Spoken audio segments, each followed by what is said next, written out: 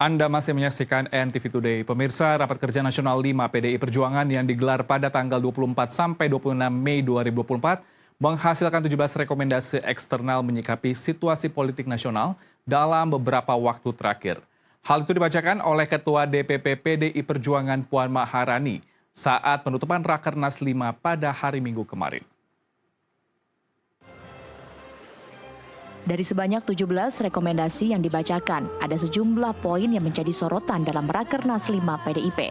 Di antaranya, PDI Perjuangan menilai pemilu dan Pilpres 2024 sebagai pemilu terburuk dalam sejarah demokrasi di Indonesia. Puan menyoroti penyalahgunaan kekuasaan, intervensi aparat penegak hukum, dan praktik money politik yang kian masif. Merespons situasi itu, PDIP merekomendasikan peninjauan ulang sistem pemilu ke depan melalui pelembagaan partai politik, penguatan pers, dan masyarakat sipil. Pemilu 2024 merupakan pemilu yang paling buruk dalam sejarah demokrasi Indonesia.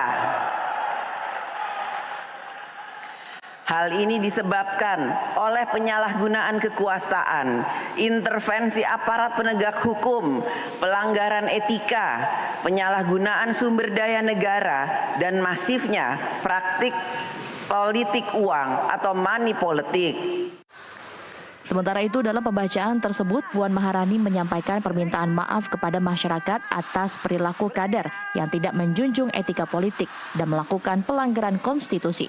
Maka dalam Rakernas 5 PDIP, partai berlogo banteng moncong putih itu mendorong perbaikan sistem rekrutmen, pelatihan, dan kaderisasi agar perilaku kader tidak kembali terulang ke depan.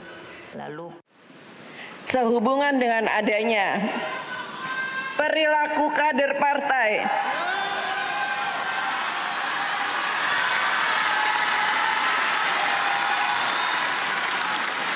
yang tidak menjunjung tinggi etika politik, tidak berdisiplin, dan melakukan hal-hal yang bertentangan dengan ideologi partai, serta melakukan pelanggaran konstitusi dan demokrasi, Rakernas 5 partai menyampaikan permintaan maaf kepada seluruh rakyat Indonesia.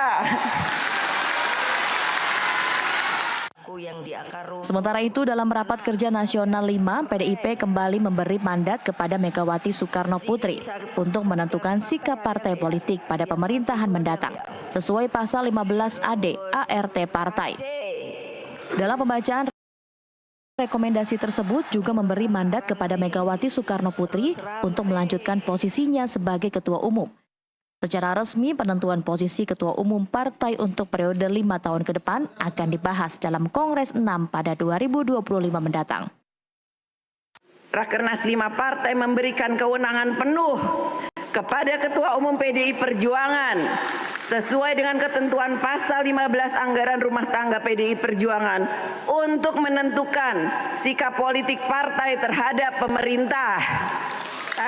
Setelah mendengarkan pandangan umum DPD PDI Perjuangan se-Indonesia, memohon kesediaan Profesor Dr. Megawati Soekarno Putri untuk diangkat dan ditetapkan kembali sebagai Ketua Umum PDI Perjuangan periode 2025-2030 pada Kongres ke-6 tahun 2025. Tim NTV melaporkan.